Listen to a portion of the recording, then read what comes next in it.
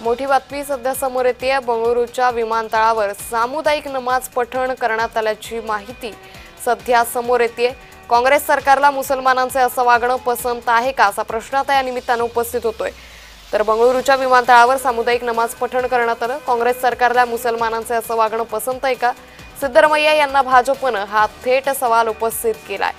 त्याचा व्हिडिओ सध्या समोर आलेला आहे।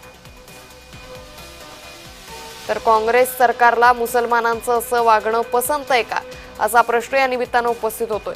तर सातत्याने देशभरातील विविध भागात अशा पद्धतीने सामूहिक पद्धतीने विविध ठिकाणी नमाज पठण करण्यात आल्याचा मुद्दा देशभरात गाजत असतानाच आता बंगळुरूमधून हा व्हिडिओ सध्या समोर येतोय। त्यामुळे काँग्रेस सरकारला मुसलमानांचं असं वागणं पसंत आहे का? सिद्धरामय्या यांना भाजपनं हा थेट सवाल उपस्थित केल्याचं पाहायला मिळतंय। आता या सगळ्यावरती भाजपचे नेते त्याचबरोबर काँग्रेसच्या नेत्यांकडून काय प्रतिक्रिया समोर येतात, काय स्पष्टीकरण येतं हे पाहणं अतिशय महत्त्वाचं ठरणार आहे।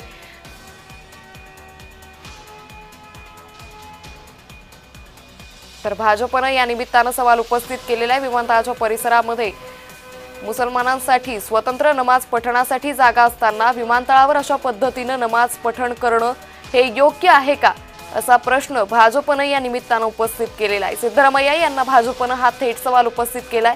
आता सिद्धरामय्या यांच्याकडून या सगळ्या सवालावरती काय प्रत्युत्तर देण्यात येतं हे पाहणं अतिशय महत्त्वाचं ठरणार आहे।